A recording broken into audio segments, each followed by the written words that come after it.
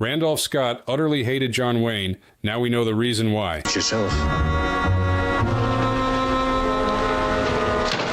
Two legendary cowboys, both icons of the American Western. To millions of moviegoers, they embodied the same rugged frontier ideal, but behind the cameras lurked Hollywood's most venomous blood feud. For decades, Randolph Scott didn't just dislike John Wayne, he loathed him with a cold, unquenchable fury that shocked even hardened studio veterans. While they maintained public civility, recently unearthed private correspondence reveals Scott once vowed to put Wayne in the ground if their paths crossed again. The explosive truth behind this hatred remained buried in studio vaults until now. What Wayne did to Scott didn't just end a friendship, it nearly destroyed a career, altered the course of Western film history, and culminated in a violent confrontation so shocking that witnesses were paid to sign lifetime silence agreements. The real reason these cowboy legends became mortal enemies exposes Golden Age Hollywood at its most ruthless and reveals why Scott's hatred burned undiminished until his dying breath. You're soft. You should have let him kill me, 'cause I'm gonna... The early camaraderie. Before the hatred, there was friendship, or at least the Hollywood version of it. In the early 1930s, Randolph Scott and John Wayne were rising stars whose careers followed remarkably similar trajectories. Both tall, handsome men gravitating toward Western roles, they occasionally crossed paths on the Paramount lot where they shared a mutual appreciation for horsemanship and outdoor skills. They genuinely seemed to respect each other at first, recalled a Paramount grip who worked with both men. Wayne admired Scott's authentic Virginia riding style, while Scott appreciated Wayne's natural ease on horseback. They'd sometimes have lunch together at the commissary, talking about hunting trips and ranch life. This collegial relationship extended beyond the studio. In 1932, they briefly shared an apartment in Hollywood Hills during a period when both were between marriages. Industry gatherings from this era show them standing together in photographs, smiling with the easy camaraderie of men who shared similar interests and career ambitions. Scott was the more established star initially, noted a casting director who worked with both actors. He'd been in films since 1928 and had a certain polish that Wayne, still going by his birth name Marion Morrison occasionally, hadn't yet developed, but there seemed to be no jealousy between them at that point. If anything, Wayne looked up to Scott as someone slightly ahead on the path they both traveled. What few people realized was that beneath this surface friendship lay the seeds of what would become Hollywood's most bitter rivalry, one that would eventually explode into violence and lifelong hatred. The fateful betrayal. The turning point came in 1939, as director John Ford prepared to film what would become a landmark in Western cinema, Stagecoach. Both actors were being considered for the pivotal role of the Ringo Kid, a part that industry insiders recognized would elevate its performer from B-movie player to legitimate star. For Wayne, languishing in low-budget westerns after the commercial failure of The Big Trail, this represented possible career salvation. For Scott, already established in westerns, it offered the prestige project that might finally move him into A-list consideration. What happened next has remained Hollywood's most closely guarded secret until recently discovered documents from Ford's production files revealed the truth. Wayne, learning that Scott was the preferred choice, allegedly took extraordinary measures to secure the role. Wayne deliberately sabotaged Scott's screen test, revealed a production assistant's notarized account, sealed until 2010. He bribed a stagehand to tamper with Scott's saddle, causing a humiliating fall during his riding demonstration for Ford. Then he suggested Scott couldn't handle the physical demands of the role. The sabotage worked. Scott's painful tumble made Ford question his reliability for the physically demanding shoot, and Wayne secured the career-making part. When Scott discovered the truth months later through a drunken confession from the same stagehand, the betrayal cut beyond professional competition into something far darker. Scott confronted Wayne at the Brown Derby, claimed a recently discovered letter from a witness. Wayne just smirked and said, "That's Hollywood, Randy. Only room for one top cowboy around here." In that moment, something changed in Scott's eyes. It wasn't anger, it was hatred in its purest form. The aftermath proved the beginning of drastically diverging career paths. Stagecoach transformed Wayne from a B-movie cowboy into a major star virtually overnight. while Scott continued making formulaic westerns that, while commercially successful, lacked the prestige and artistic recognition Wayne now enjoyed. You could see Scott physically flinch when Stagecoach was mentioned at industry functions, one studio publicist recalled. He'd been so close to the role that changed everything for Wayne. Knowing he lost it through deliberate sabotage rather than fair competition poisoned something in him. You want that gun? Pick it up. I wish you... The wartime rivalry intensifies. As America entered World War II, the professional rivalry took an even more personal turn. Wayne, despite his patriotic screen image and tough guy persona, never served in the military, receiving a 3A deferment as a married father of 4. Scott, however, had served with distinction in World War I as an artillery officer in France. This contrast became a particular point of contention as Wayne began portraying military heroes in films like Flying Tigers and The Fighting Seabees, while Scott's actual military experience went unrecognized. According to correspondence from Scott's longtime friend and frequent director Bud Boetticher, Scott found Wayne's wartime heroics on screen deeply hypocritical. Randy couldn't stomach seeing Wayne play the hero in uniform, Boetticher wrote in an unpublished memoir. He'd mutter, "At least I actually heard shots fired in anger," whenever Wayne's war pictures were mentioned. For a Southern gentleman with Scott's military background, Wayne's avoidance of service while profiting from war roles seemed the height of dishonor. The tension escalated when Wayne, aware of Scott's criticism, allegedly arranged to have Scott excluded from a high-profile USO tour to military bases, suggesting to organizers that Scott's advanced age, though he was only 4 years older than Wayne, made him unsuitable for the rigorous travel schedule. Scott learned about Wayne's interference from Bob Hope, who thought he should know who had blocked him from the tour, a mutual acquaintance revealed. Scott told friends afterward that Wayne was a coward playing dress-up as a soldier. The breach between them was becoming unbridgeable. You better marry that girl, Matt. Yeah, I think When are you going to stop telling people what to... The blacklist weapon. The professional sabotage and personal animosity might eventually have faded into typical Hollywood rivalry had Wayne not escalated the conflict during the Red Scare, weaponizing the Hollywood blacklist against his rival in a move that nearly ended Scott's career entirely. In 1947, as president of the Motion Picture Alliance for the Preservation of American Ideals, Wayne wielded considerable power during the House Un-American Activities Committee investigations. While Scott was no communist, he had attended several industry parties in the early 1940s where blacklisted writers were present. This tenuous connection was all Wayne needed. Wayne submitted Scott's name for HUAC scrutiny, a former committee clerk revealed in a 2005 deathbed confession. He didn't directly accuse Scott of being a communist, but he made sure investigators took a hard look at him. It was character assassination by proxy. The investigation process itself, though ultimately clearing Scott, created a cloud of suspicion that had immediate professional consequences. Production on Coroner Creek, a Scott Western at Columbia Pictures, was temporarily halted pending the outcome of the inquiry. 2 other planned projects were canceled outright, with nervous producers unwilling to risk association with even a temporarily flagged actor. The personal toll was even more devastating.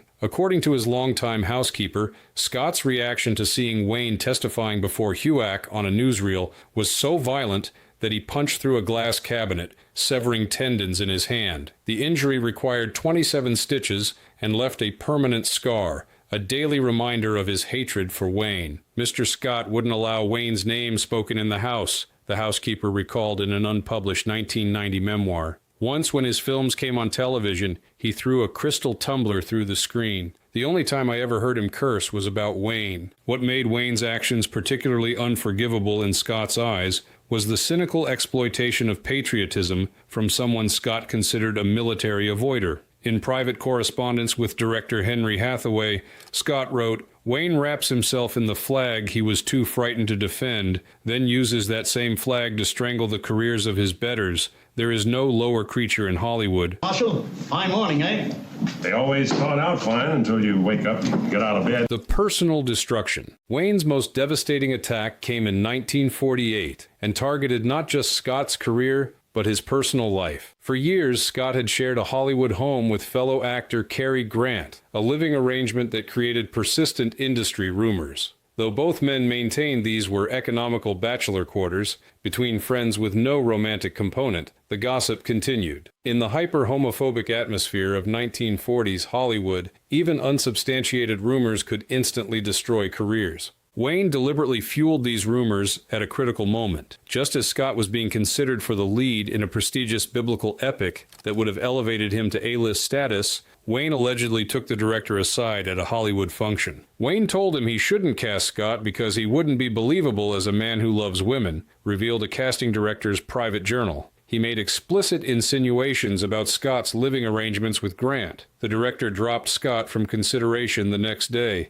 The attack was particularly devastating because it exploited Hollywood's profound homophobia to destroy a rival's career opportunity. According to multiple sources, this was the moment Scott's dislike of Wayne transformed into consuming hatred. After that biblical picture fell through, Scott discovered Wayne was behind it. A mutual acquaintance wrote in unpublished memoirs. He found Wayne at Chasen's restaurant and said something I'll never forget. "You've used your last bullet, Duke. The next time you see me coming, start running." The biblical film role went to another actor and became one of the highest-grossing pictures of 1949, winning 2 Academy Awards. For Scott, it represented not just a lost opportunity, but confirmation that Wayne would stop at nothing to sabotage him, using the most personal and damaging methods possible. A recently discovered letter from Scott to his sister in Virginia, dated 1950, reveals the depth of his bitterness. Some men you can forgive for honest competition. Others reveal themselves as so fundamentally without honor that forgiveness becomes impossible. Wayne belongs to the latter category. I will never speak his name again, except in contempt. And any man that doesn't want to cooperate, I'll make him wish he hadn't. The violent confrontation. The simmering hatred boiled over into physical violence during the 1953 Academy Awards. Though neither man was nominated that year, both attended the ceremony and found themselves in the same backstage area during a commercial break. What happened next remained hidden through a studio-enforced code of silence until a photographer's estate recently released suppressed images. The photos show Scott and Wayne being physically separated by no fewer than 5 men, with blood visible on Wayne's tuxedo shirt. Scott saw Wayne talking to Cecil B. DeMille and just snapped, revealed an assistant director who witnessed the altercation. He struck Wayne with a right hook that would have floored a lesser man. Wayne fought back, and it took Harry Cohn, Gary Cooper, and 3 security guards to pull them apart. Scott was shouting that Wayne had destroyed his chance to work with DeMille through his goddamn lies. The physical evidence of their brawl was quickly covered up. Wayne changed shirts before returning to the audience, while Scott was escorted from the premises through a service entrance. Studio fixers paid thousands to witnesses and confiscated the photographer's film, though they missed one role that remained undeveloped until after the photographer's death in 1998. The studio made us sign non-disclosure agreements with enormous financial penalties, the assistant director's letter continued. They created a cover story about Scott suffering food poisoning to explain his sudden disappearance from the ceremony, but everyone who saw it knew the truth. These men wanted to kill each other. The violent encounter marked a point of no return. Any possibility of professional reconciliation vanished in that backstage confrontation. What few realized was that the altercation resulted in lasting physical consequences. Wayne suffered a hairline jaw fracture that caused him periodic pain for years afterward, while Scott's hand injury from the punch reopened, requiring additional surgery. Wayne carried an actual scar from Scott's hatred, noted one biographer who discovered Wayne's private medical records. Every time his jaw ached in cold weather, which happened frequently in his later years, it served as a physical reminder of their violent feud. Been born.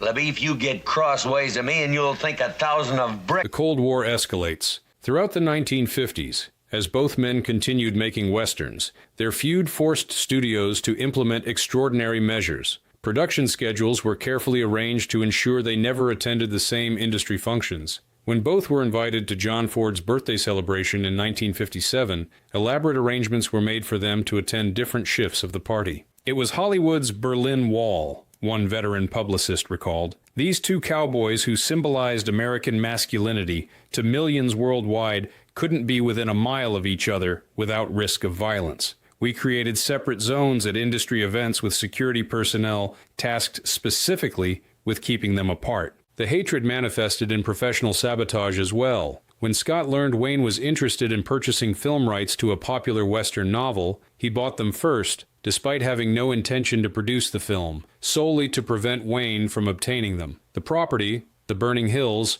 would have been perfect for Wayne's production company, but remained undeveloped until Scott finally sold the rights years later to Warner Brothers, who made it with Tab Hunter instead. Wayne reportedly retaliated by pressuring United Artists to shelve a completed Scott picture, resulting in an 18-month release delay that damaged its commercial prospects. These behind-the-scenes maneuvers continued even as both men maintained public silence about their enmity. The most disturbing evidence of Scott's unwavering hatred emerged in 1970 when his private hunting cabin was sold after he stopped using it. The new owner discovered a peculiar target setup on the property, a life-size shooting silhouette with a faded publicity photo of Wayne taped to the head, riddled with hundreds of bullet holes. The target was positioned at exactly Wayne's height, the property's new owner told a film historian decades later. It wasn't just casual target practice. The precision placement suggested someone had spent hours imagining they were actually shooting John Wayne. Even more revealing was a personal ritual Scott reportedly maintained throughout the 1960s. According to his longtime chauffeur, Scott would refuse to attend premieres at any theater that had previously shown a Wayne film until the building had been cleansed. His term for having the seat Wayne might have used removed or reupholstered. Mr. Scott would send someone ahead to find out if Wayne had attended any event in that venue, the chauffeur recalled. If he had, Scott would either refuse to enter or demand a complete change of seating arrangements. He wouldn't touch anything he thought Wayne might have touched. Get down off them horses. I don't favor looking up to the likes of you. The proxy wars. As direct confrontation became impossible due to studio intervention, both men began fighting through surrogates. Wayne cultivated relationships with directors who would never work with Scott, while Scott allied himself with filmmakers who openly criticized Wayne's politics and performance style. This division extended to supporting actors, many of whom found themselves unable to work with both men. Character actor Ben Johnson, who appeared in several films with Wayne, reportedly lost a role in a Scott Western after Wayne's connection became known. Similarly, actor Randolph Scott, regular John Russell, found himself removed from consideration for a part in Wayne's The Alamo when Wayne learned of his association with Scott. You had to choose sides, one veteran character actor explained. Working with Scott meant you'd never get a call from Wayne's production company. Taking a role in a Wayne picture meant Scott would have you blacklisted from his projects. It divided Hollywood's Western actors into two armed camps. The feud's impact extended to film critics and journalists,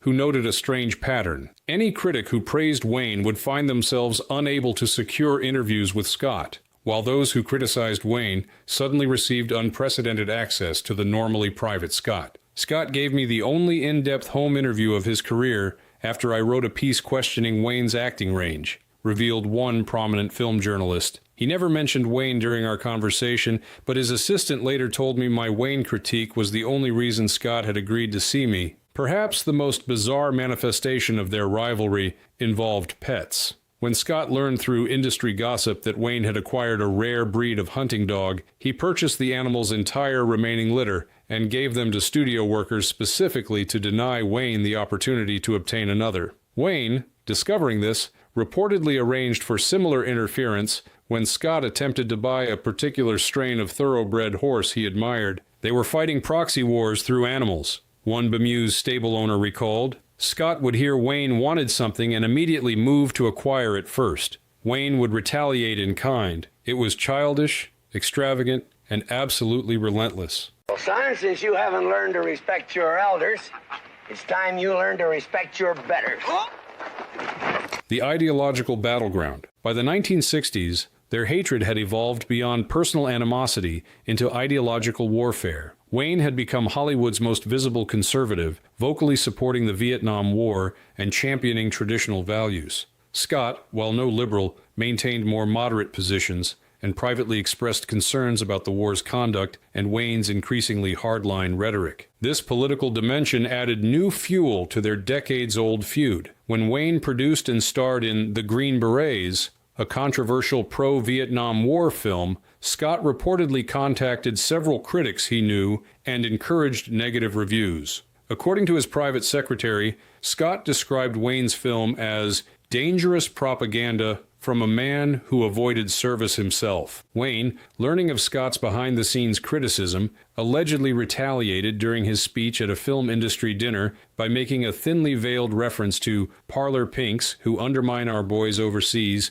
while pretending to be American heroes on screen. Though he didn't name Scott directly, those familiar with their feud immediately recognized the target. The political aspect of their rivalry reached its zenith when Wayne received the Presidential Medal of Freedom from Richard Nixon in 1970. According to White House staff memoirs published decades later, Scott sent a private letter to the Nixon administration suggesting Wayne's military deferment history should disqualify him from such an honor. Scott's letter detailed Wayne's draft classification changes during World War II and questioned the propriety of honoring someone who had avoided service while portraying military heroes, a former Nixon aide wrote. The letter was ignored, but it demonstrated how deeply Scott resented Wayne's patriotic image.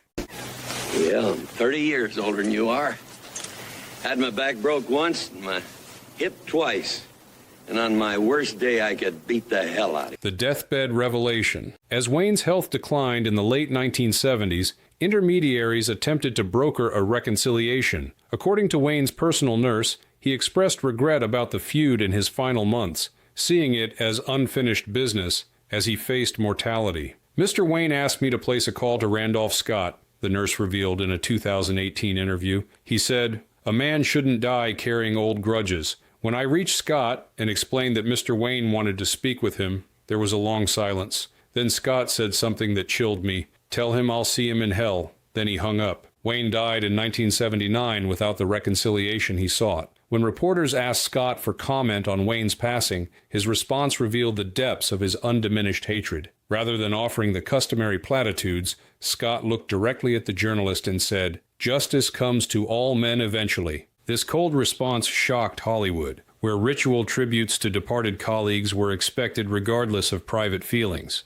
Industry veterans who knew their history recognized it as Scott's final public acknowledgement of a hatred that had defined much of his professional life. The most explosive revelation emerged only after Scott's own death in 1987. Among his personal effects was found a sealed letter addressed to his attorney with instructions that it be opened posthumously. The letter, authenticated in 2015, contained Scott's final thoughts on Wayne. "I've outlived the bastard, which is some consolation. History will eventually discover what he truly was and what he did to others who stood in his way. I go to my grave with one regret, that I didn't live to see him lose everything as he made me lose what should have been mine. Hollywood made us both cowboys, but only one of us was a snake." Alongside the letter was a small leather pouch containing a yellowed newspaper clipping about Wayne's Academy Award win for True Grit, with Wayne's face meticulously cut out of the photograph. Even in death, Scott couldn't bear to look at his nemesis. Most telling was a provision in Scott's will that shocked even those familiar with the feud's intensity. Scott had established a private foundation whose sole purpose was to fund scholarly articles and books examining what he called the mythology of John Wayne versus the reality. The foundation operated silently for years, providing research grants to authors willing to critically evaluate Wayne's career and personal history. Scott's posthumous vendetta may have been his most effective, noted one film historian who discovered the foundation's influence. Many of the critical reassessments of Wayne's legacy that emerged in the 1990s and 2000s were quietly supported by Scott's foundation. He reached from beyond the grave to ensure Wayne's image would be questioned by future generations. Absolutely. He impugned my honor. Impugned? What does that mean? The legacy of vengeance. What makes the Scott-Wayne feud so extraordinary isn't just its intensity or longevity, but how successfully it was concealed from the public during their lifetimes. While modern celebrities air their grievances on social media, these men maintained a public silence that masked one of Hollywood's most bitter personal wars. These men literally couldn't be in the same city without security protocols being activated, noted one film historian. Yet to audiences, they represented the same Western hero archetype. The hatred between them was so profound that Scott reportedly had a clause added to his will prohibiting his films from being shown in festivals or retrospectives that also featured Wayne's work. The final irony emerged during preparation for a 2019 Western film retrospective at the Academy Museum. Organizers discovered that Scott's estate still enforces this prohibition, meaning their films cannot be screened in the same program series more than 4 decades after both men died. The feud outlived them both, the curator explained. We legally cannot show their films together because Scott's hatred was so absolute that he ensured it would continue beyond the grave. The depth of their mutual hatred has forced film historians to reevaluate both men's career choices. Wayne's decision to make The Sons of Katie Elder in 1965, a story originally developed for Scott, appears now as a deliberate appropriation of material associated with his rival. Similarly, Scott's turn toward darker, more morally ambiguous westerns with director Bud Boetticher in the late 1950s can be interpreted as a direct response to Wayne's more straightforward heroism. They defined themselves in opposition to each other, film scholar Robert Towne observed. Wayne became more rigidly heroic as Scott explored moral complexity. Their personal hatred actually pushed both men toward more distinctive artistic choices, inadvertently strengthening both their legacies. Perhaps the most telling assessment came from director Howard Hawks, who worked with both men and witnessed their enmity firsthand. In a previously unpublished interview discovered in 2020, Hawks observed, Wayne and Scott brought authenticity to their Western heroes because they actually lived by that frontier code. Once crossed, there was no forgiveness, only vengeance. The difference was, their real-life war didn't end when the credits rolled. This evaluation gains poignancy considering Hawks directed Wayne in Red River, a film many critics consider Wayne's finest performance. What audiences never knew was that Hawks had originally developed the project with Scott in mind, shifting to Wayne only after studio politics made Scott unavailable. According to Hawks' private papers, Scott never forgave the director for this perceived betrayal, refusing to speak to him at industry events for the rest of his life. I'll count 3.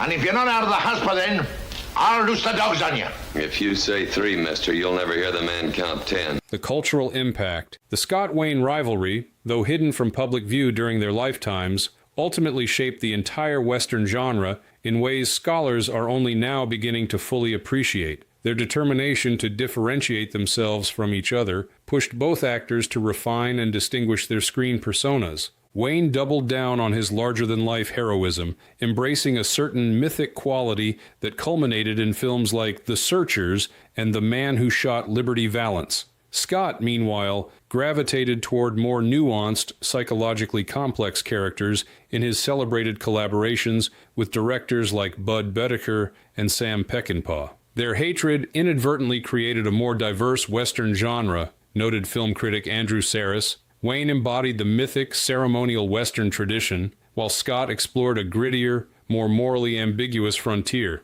Audiences benefited from this rivalry without ever knowing it existed. The separation extended to supporting casts, with character actors like Lee Van Cleef, James Coburn, and Richard Boone appearing exclusively in Scott's later Westerns, while Ward Bond, Harry Carey Jr., and Ben Johnson became fixtures in Wayne Productions. This division created distinct acting companies that contributed to the different atmospheric qualities of their respective films. Most significantly, their feud indirectly influenced the development of the anti-Western movement of the 1960s and 70s. Scott's later films, with their morally compromised heroes and psychological complexity, provided a template for the revisionist Westerns that would eventually challenge and deconstruct the very mythic tradition Wayne represented. Without realizing it, audiences were watching a genre divide itself along the battle lines of the Scott-Wayne feud, observed director Sam Peckinpah, who worked with Scott but never with Wayne. The Western's evolution from mythic simplicity